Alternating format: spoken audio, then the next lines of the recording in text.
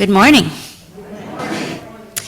Welcome to Unitarian Coastal Fellowship, a place where many paths meet, where we honor the rich tapestry of spiritual traditions, and where all are welcome to responsibly explore their own connection to the sacred. I am Reverend Leslie Runnels, and I use she and her pronouns. I'm joined with Maria Lundgren as worship associate, Megan Smith on piano, Karen Baggett helping us with all the choir singing, Dan Phillips and Barb Thomas making all the tech magic today so that those of you on Zoom can hear us. And if you are visiting us for the first or second time today, would you raise your hands that we may welcome you? All right, just looks like a bunch of old ones. Old visitors, been here so many times. All right, how about we'll hear who's joining us on Zoom. Maria, there we go.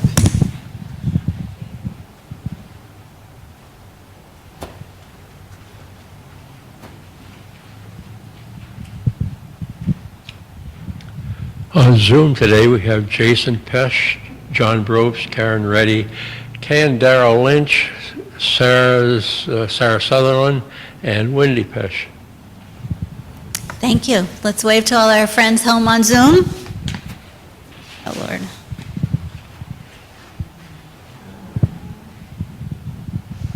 Sorry, I just... Thank you.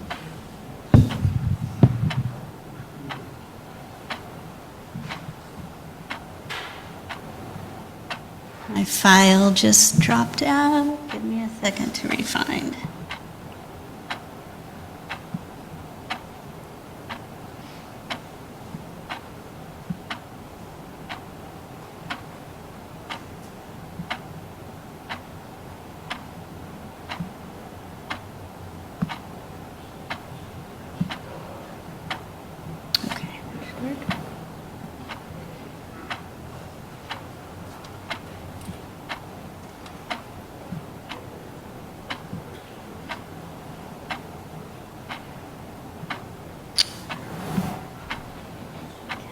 Open up.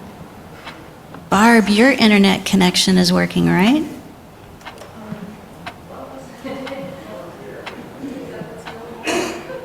Let me see if I can find a different one.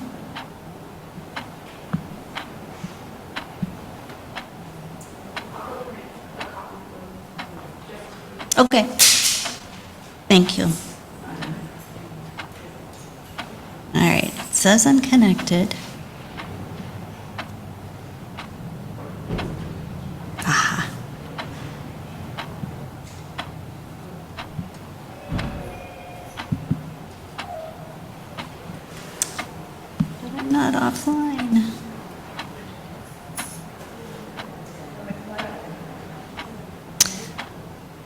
Yeah, Barb, can I borrow your printout? And then when she comes back with hers.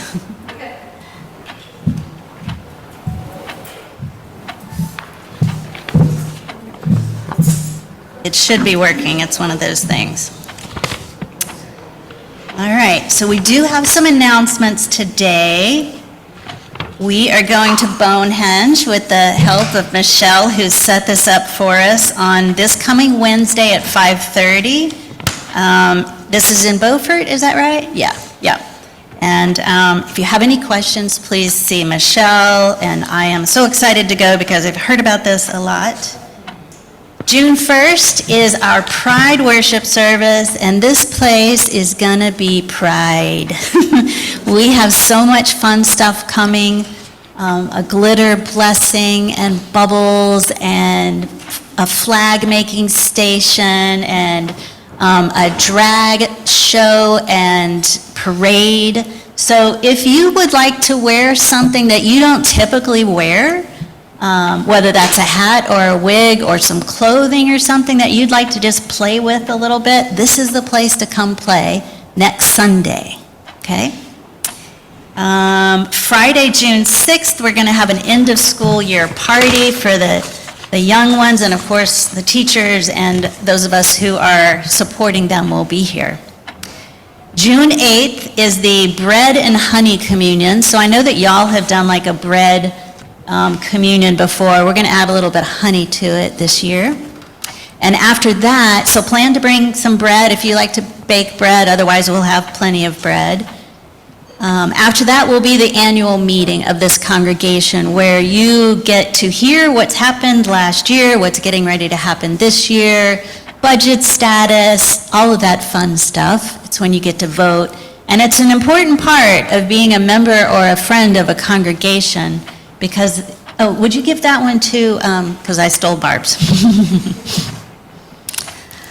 It's important that we govern our church, right? We don't have a presby or a synod or a archbishop or anything who's telling us how to do things. We tell ourselves how to do things, how to run this church.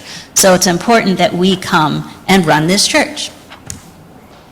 And the other exciting thing is Jason Pesh is going to be starting up the cups. That's the Covenant of Unitarian Universalist Pagan Society. Their summer series starts up in June, and it's going to end with a potluck in July. There'll be more information coming in the wave. Yay! All right, and now we're going to center ourselves here in sacred space and let music guide the way. So I invite us in to take 3 deep breaths together, breathing in and sighing it out. Oh. Breathing in and sighing it out. And one more.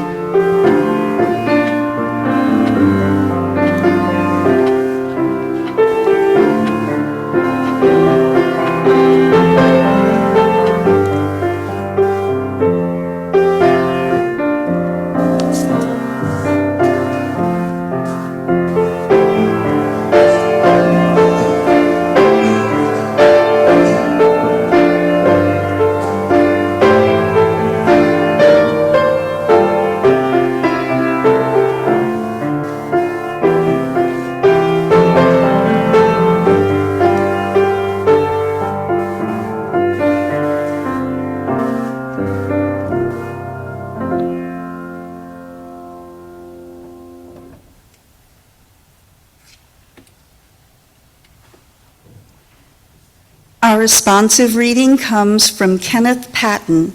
Your part is in italics. This house is for the ingathering of nature and human nature.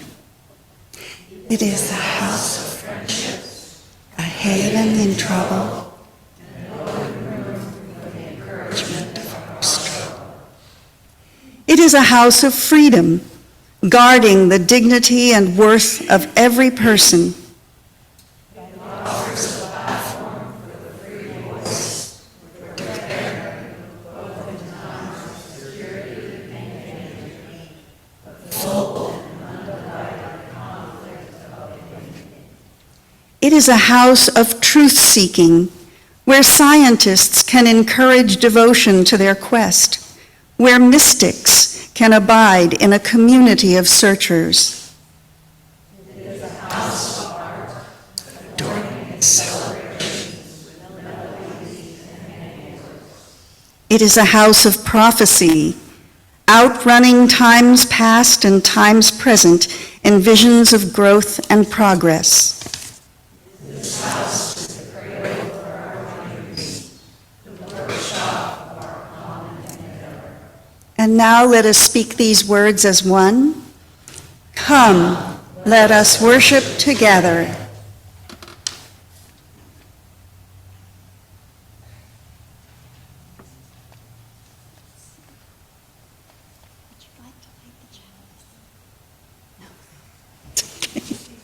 I think you're up for lighting the chalice.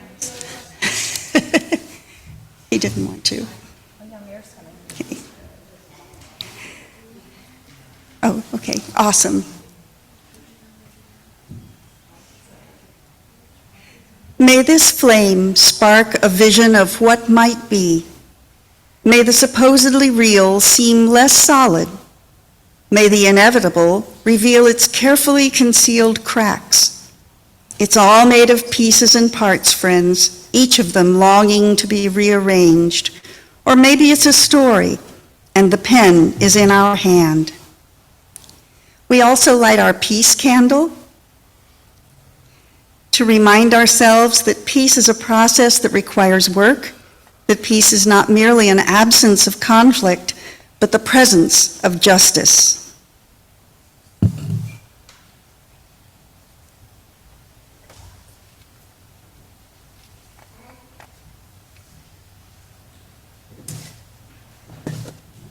Yes, it's back. All right, we are going to be doing our joys and concerns a little bit differently today. So what we're going to do is, the sermon is about the healing power of rocks and stones and crystals. So we're going to pass the baskets around to everybody and ask that you pick one out. And we're going to, y'all might have been in churches where when the collection plate is passed, you pass it to each other instead of somebody coming and putting it in front of you. So we're going to do that with these baskets of rocks because they're kind of heavy, and we want to make sure that you pass it off to the next person carefully. And when you go to the person behind you in the next row, make sure they've got it before you let go, or I'll be picking up all your rocks. All right. And we're going to have a little music and a video while you wait for the stones to reach you.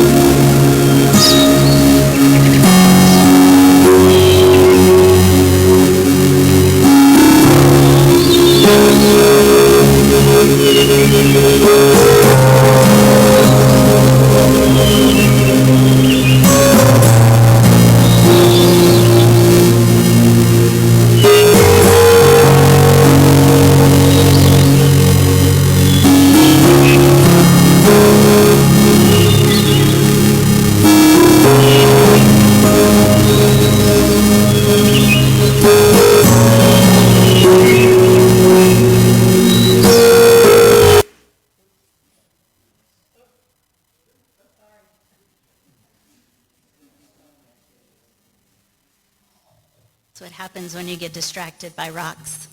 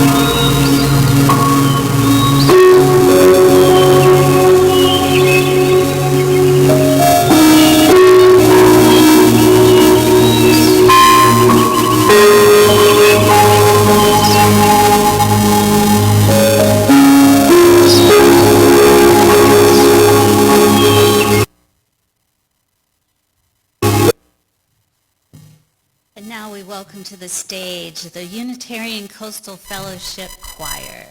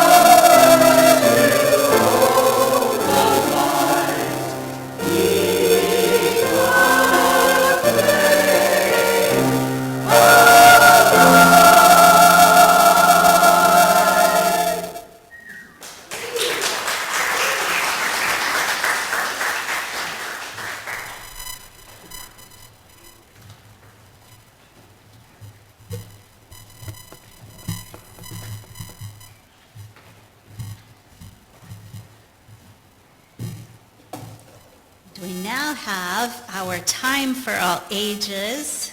We have a storybook called A Stone is a Story. And we'll give our tech and choir guru a second to catch up.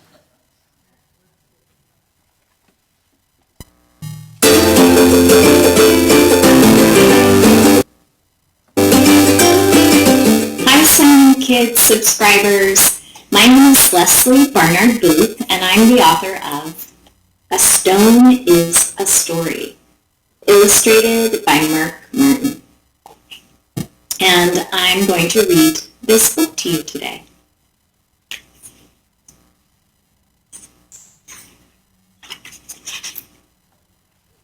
A stone is not just a stone. A stone is a story. A stone has been magma, oozing under Earth's crust. A stone has been lava, gushing from the mouth of a volcano. A stone has been wrenched apart by roots, crushed and dragged by a glacier, swept up in the foam of a rushing river, molded, carved, ground down to a speck of sand, and sent to sea. There it has waited for millions of years. Bits of seaweed and shell and bone have piled on top of it, have become part of it.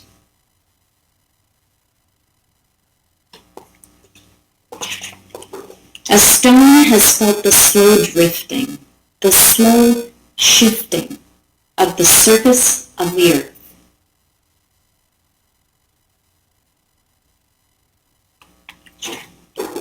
A stone has been driven down, down, down into deep, searing darkness.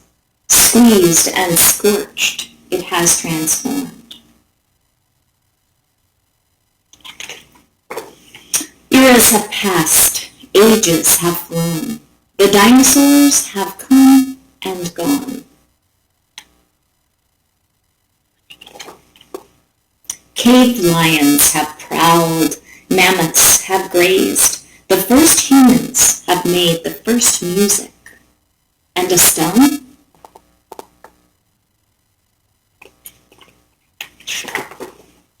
Thrust upward, skyward, a stone has risen, high into the heart of a mountain whittled by wind, by rain, by ice, by time. A stone has been a ledge on the edge of a cliff. A stone has been scuffed and scraped. A stone has slipped, tumbled, crumbled, crashed. And on that day, maybe you find a stone. You might pick it up. I would definitely pick it up. You might turn it in your hand.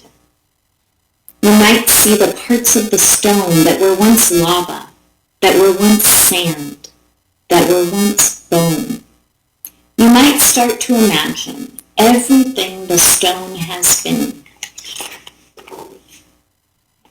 and all it might become.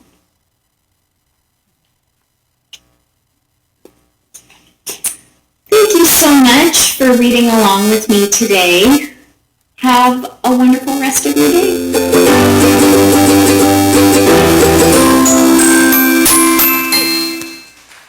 So now that you have learned more about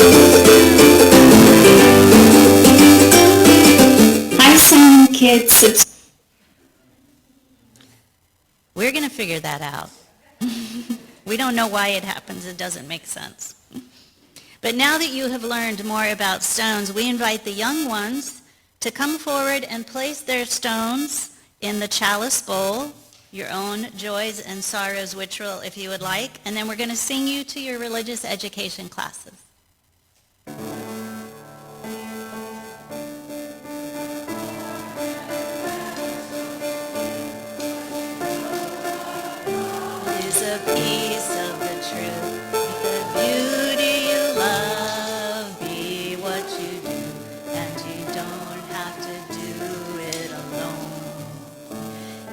blessing I was born, and it matters what I do. What I know about God is a piece of the truth. The beauty of love be what I do, and I don't have to do it alone. It's a blessing we were born, and it matters what we do. We know about God is a piece of the truth.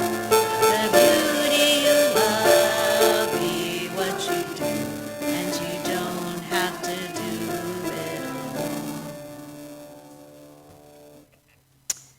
We now invite you into a moment of silence and meditation, time for personal reflection. Breathing will bring us into the meditation, and music will bring us out. So tuning into your own breath and your own rhythm.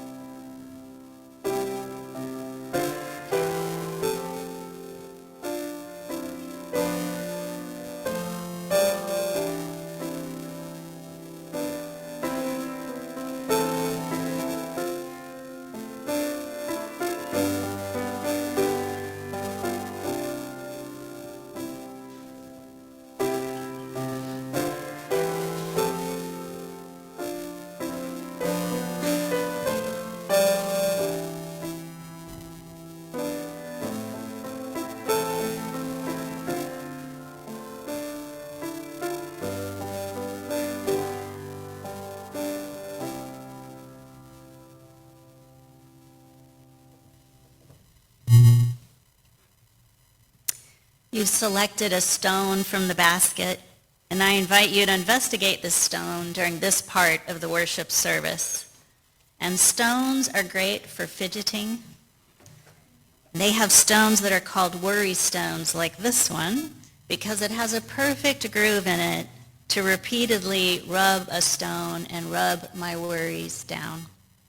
Anxiety and worry, these heavy emotions and body responses need a place to go. So take them to a stone. I have been having some neck and shoulder pain recently because my body receives stress and anxiety and locates it in my neck and shoulders. So when I have pain there, I know that it is likely due to life stressors. And there are many things I can do. I can take healing herbs, I can take ibuprofen, I can take a nap, I can put Tiger Balm or Icy Hot on it, I can get a massage. So I opted for the latter. My massage therapist was using hot stones to work those tight muscles in my neck, using the size and the shape of the stone to do extra work that fingers and elbows just can't do. And I could feel that stone. I could feel that it was stone and not a thumb. And I could feel my muscles loosening a little bit, and then a little bit more. And I was surprised. How is it that that stone is doing that? What healing power is in there? What is it that makes a difference? And how long have stones been doing healing work? Exactly how old was this rock that was working magic on my neck? So I asked my therapist, how old are rocks? Like, are they still growing? Does the earth make new rocks like trees do? And just so you know, my head was in the table cradle and my face was all smushed up, so it sounded more like, how old are rocks? And they were quiet for a beat.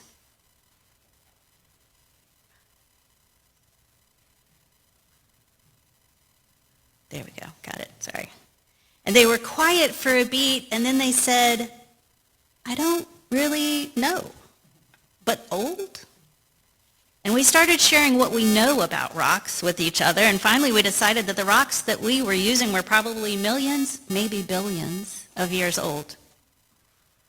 Is the rock in your hand 1 billion years old or 1 million years old? What else do you get to hold and touch that is 1 billion years old? Well, I was so intrigued and I wanted to do a little Google research, but I have found someone at this church who was better than Google, and that is Jason Pesch. So I asked him in a meeting, how old are rocks? And are crystals still growing? And Jason didn't know either, but he went on his journey of investigation and sent me lots of information.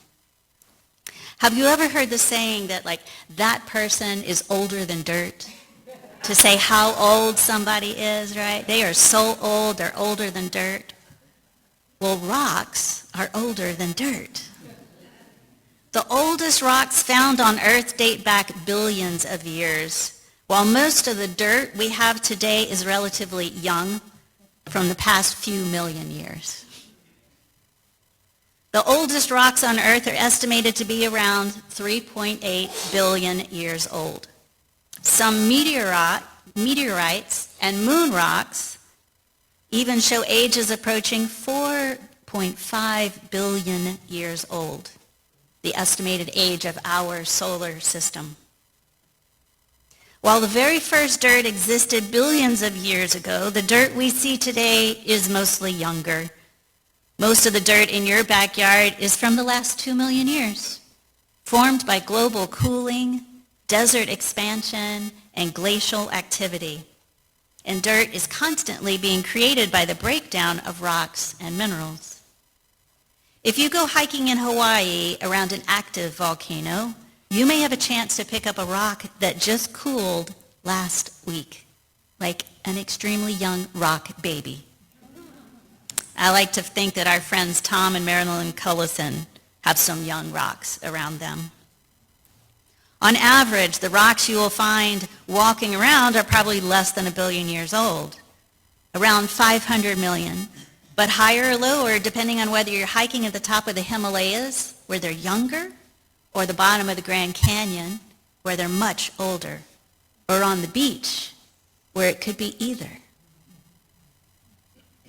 So I have 5 stones on the pulpit up here with me. This crystal, which is selenite, this chunk of petrified honey, this blue kyanite, and this just regular old rock with the word hope written in gold acrylic paint on it. All of these items have healing properties that work for me. Many years ago, I listened to an interviewer ask Joanna Macy how she continues fighting without giving up hope. Joanna Macy is a 90-something radical white Buddhist cisgender woman who has been involved in change work unceasingly her whole life. She responded that she never gives up hope, but she also doesn't pretend that things aren't hopeless. The challenge, she shared, is to hold 2 things at the same time without contradiction. In one hand, hold the unflinching truth of violence and harm, both historical and in the present moment. Hold the scale of it and be alive to the fact that this violence might expand and win, tearing us apart even farther. Don't minimize it, she says. Don't soften it.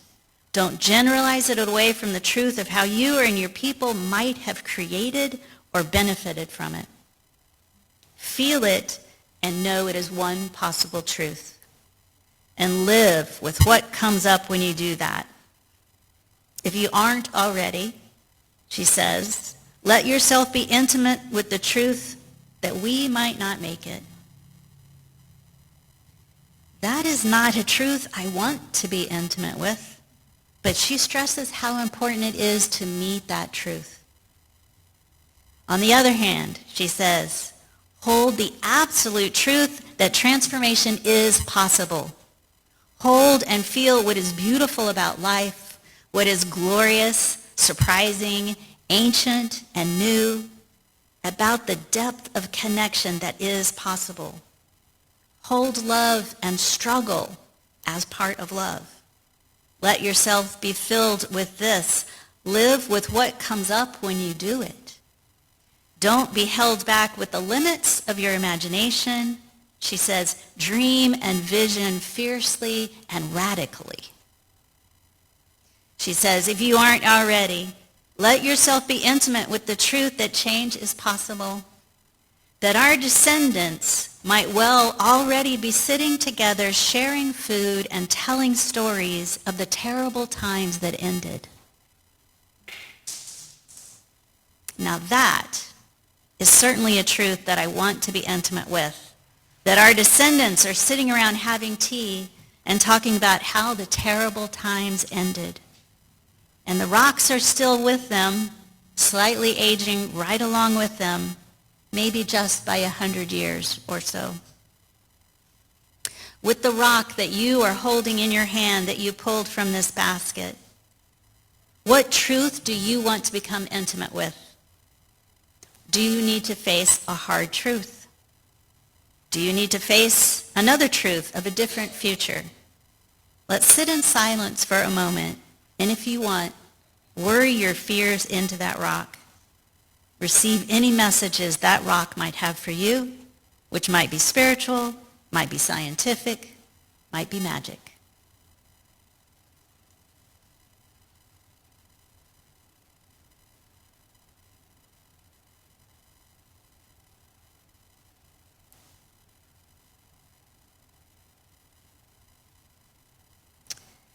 This selenite here is a crystal. And I had asked Jason if crystals are still growing, if they're always growing, because something made me think that they are different from rocks and that they might be younger. Crystals, in fact, are still growing, though of course so very slowly, and hopefully our justice outpasses those crystals growing. Crystals stop growing when their environment no longer supports growth. It needs the molecules of whatever elements made it. So when this selenite was dug up, it was removed from the environment that made its structure. They can remain in their final form for millions of years unless dissolved or melted or altered by heat and pressure. Now let's get scientific and witchy at the same time and talk about vibrational frequency. All matter, including crystals, vibrates at a certain frequency based on its atomic structure. Each type of crystal, like quartz or amethyst or tourmaline, has a typical vibrational range due to the unique crystal lattice that is in it, the chemical composition of it, and how it's bonded. For example, quartz has a stable piezoelectric frequency, which is why it's used in watches and electronics. However, individual crystals might have slight variations in vibrational behavior due to impurities, cracks, internal stress, the size and shape of them. So scientifically, a type of crystal has a core frequency, but this individual crystal has subtle variations.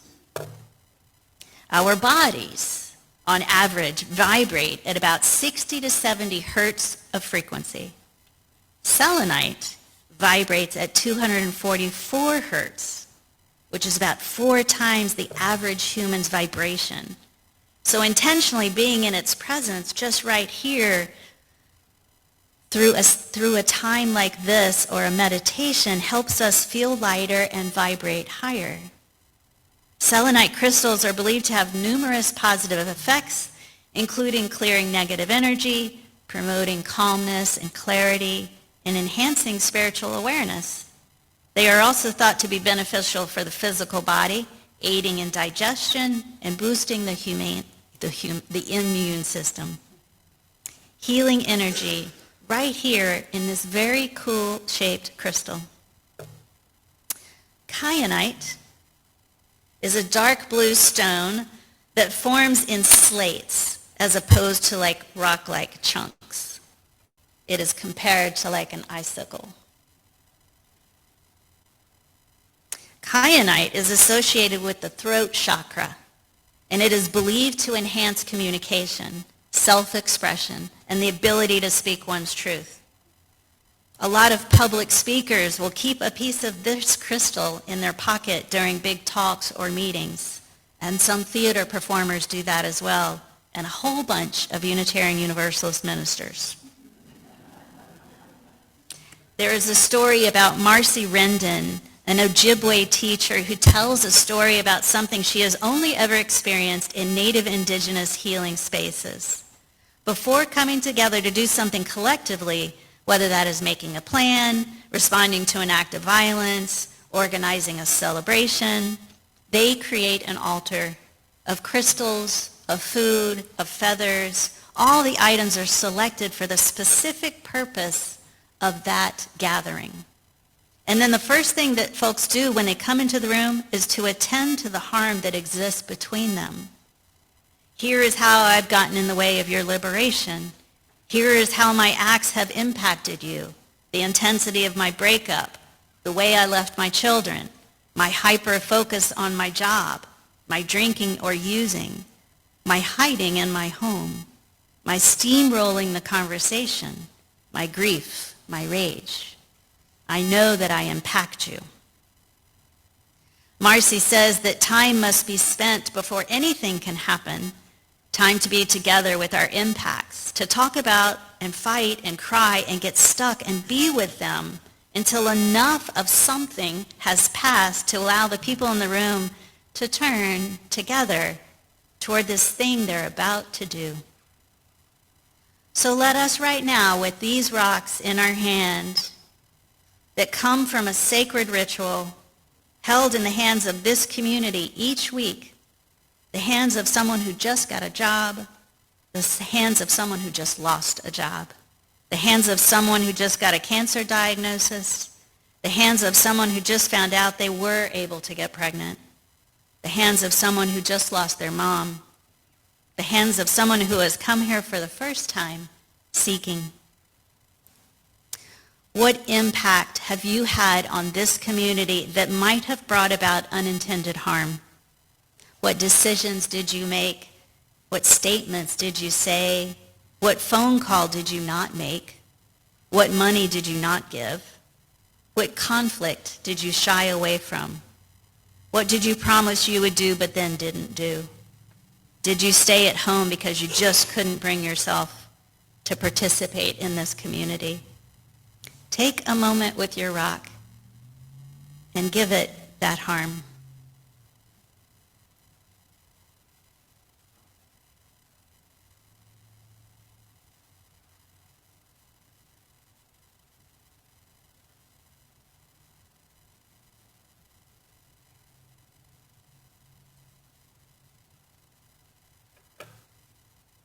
And here is petrified honey.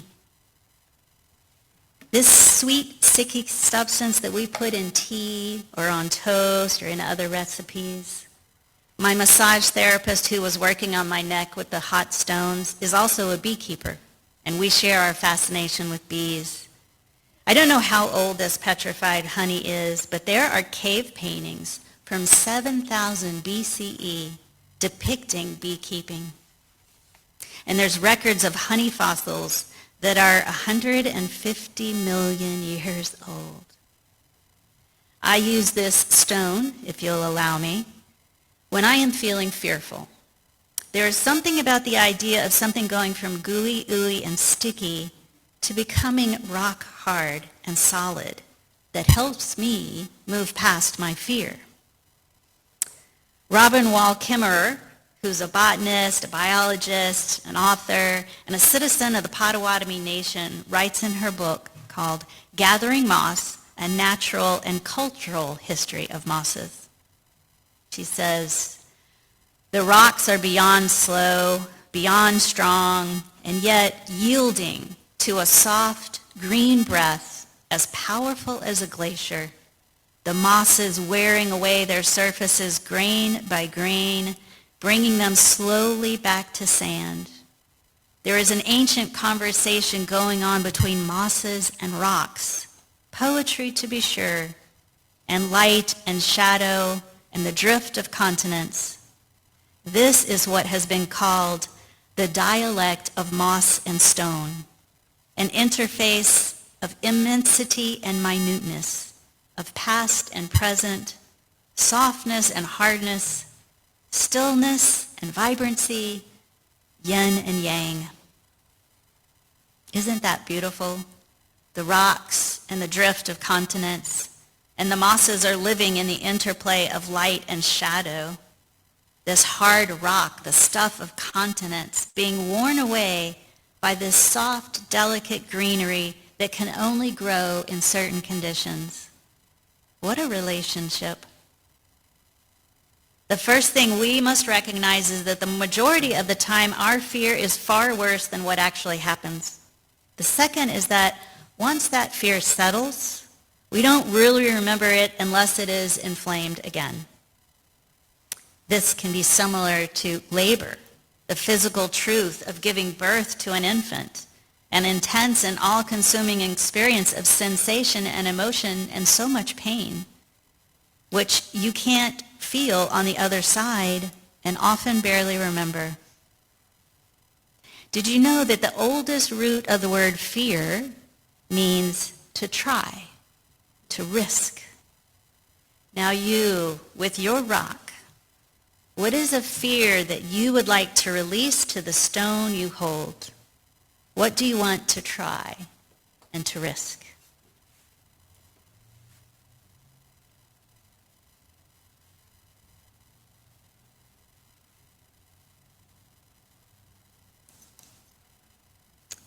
I close with one more verse from Robin Wall Kimmerer. It is the wordless voice of longing that resonates within us, the longing to continue, to participate in the sacred life of the world. May we all find our purpose and our participation in the world of our wildest dreams. Amen and blessed be. All right, and right where you are, we're going to join voices in hymn number 1009, Meditation on Breathing. This is the last week of singing this song. We've been learning it all month long.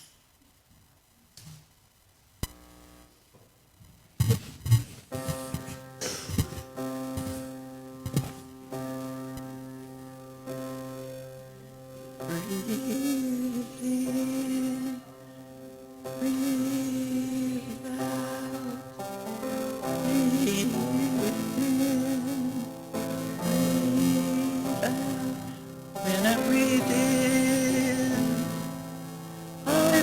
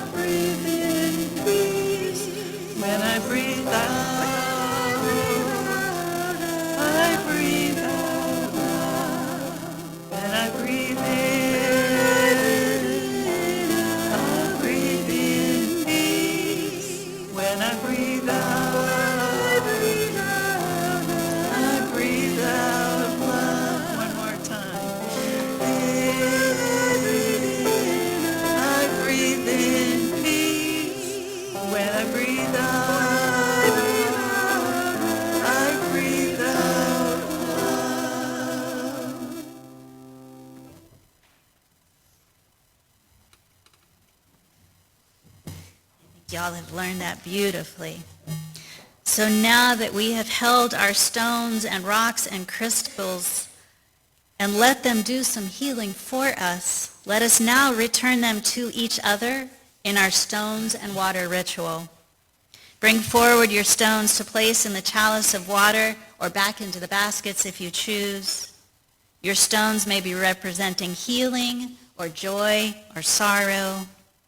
You may now line up around the wall as usual and down this aisle.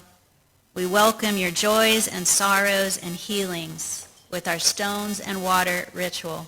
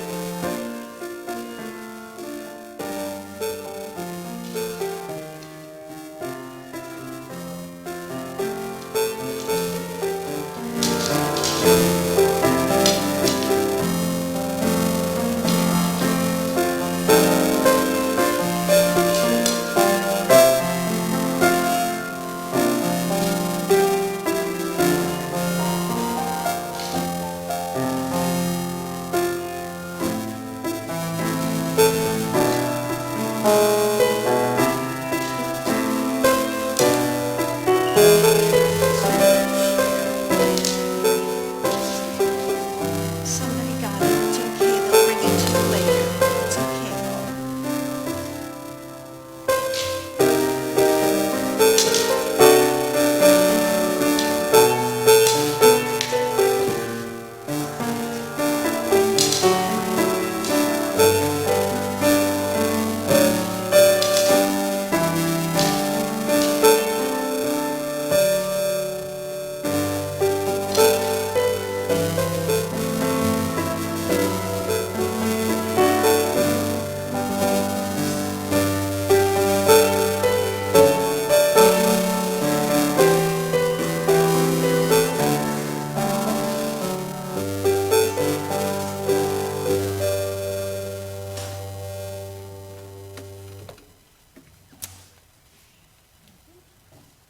We do have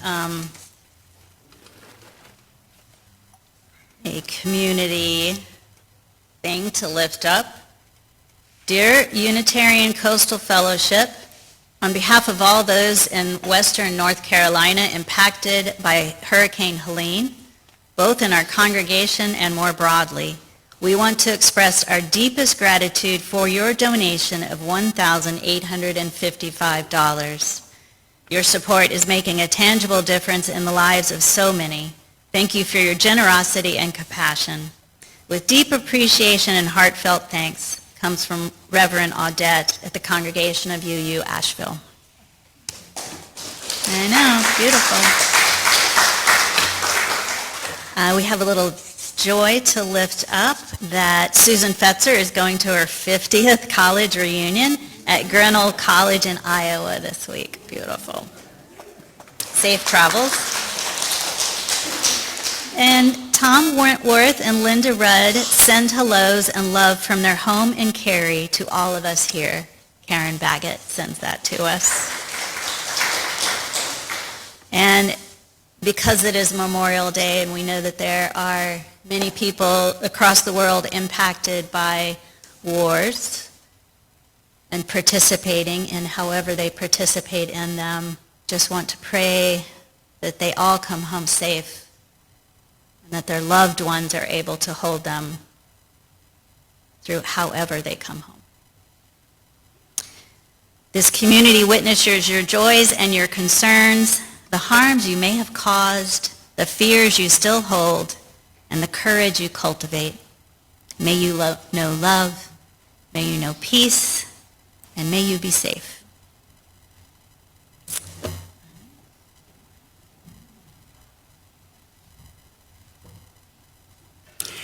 every month, we share the plate with a community organization. Our May Share the Plate collection will be for the Crystal Coast Cancer Rehab Program, whose main goal is to provide quality of life and to offset any symptoms or side effects patients may be experiencing as a result of their diagnosis, treatment, and prior medical history. Clients can participate in the program for free throughout their cancer treatment and recovery. Please give generously.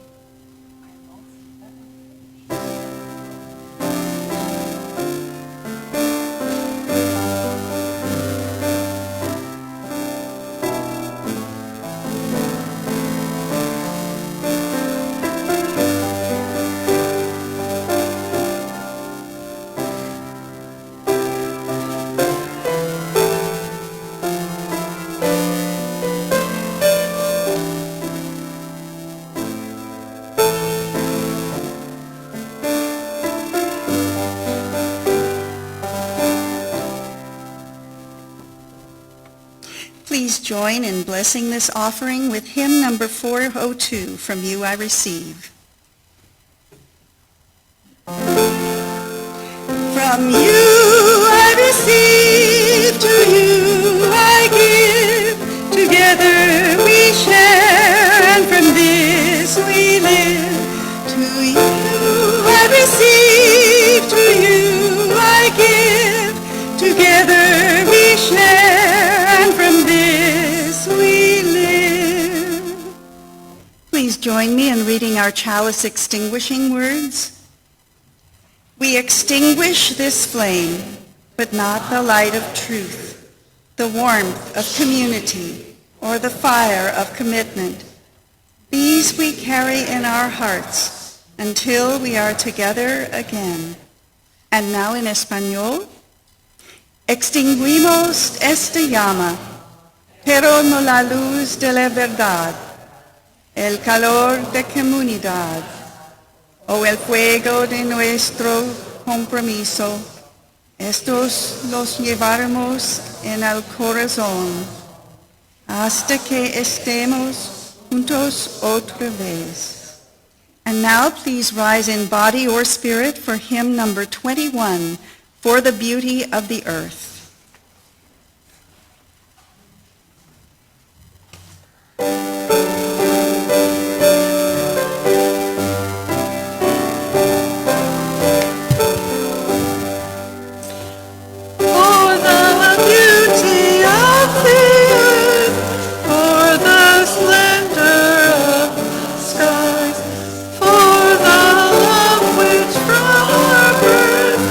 Over and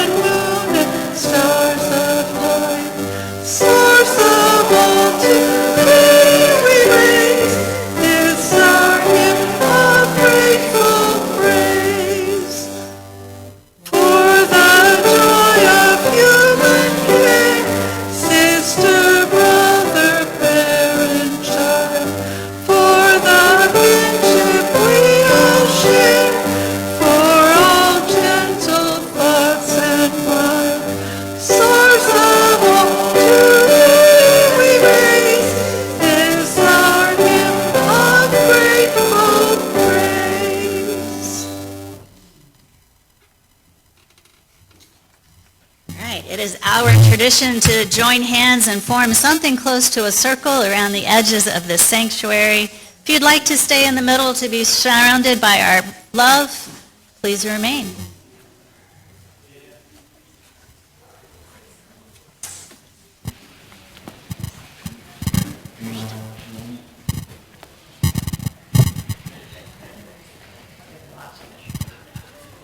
Come and sneak in here. Welcome.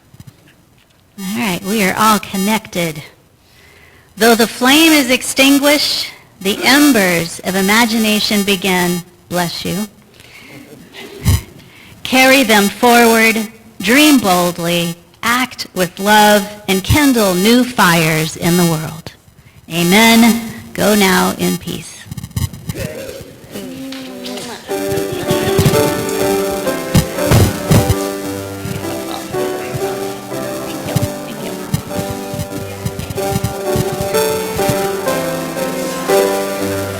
How you kids doing?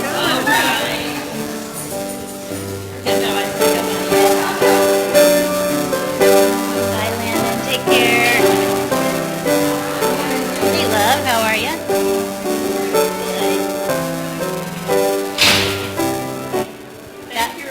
Bye. Good to see you again. Shannon, is that right? Yeah. I am going down to Crew, which is where I usually go after worship service and have a bacon and lettuce tomato sandwich. That sounds great. That's my ritual. That's my spiritual practice. Y'all have fun. Well, that was like really easy for you, Mary, to come up and like Yeah, chat. he did. Who asked him? Did you ask him or? No, Sarah asked him right then. Great, yeah. I didn't even bring it up to him Yeah, yet. and he just jumped right up and did it, so awesome. Correct. Love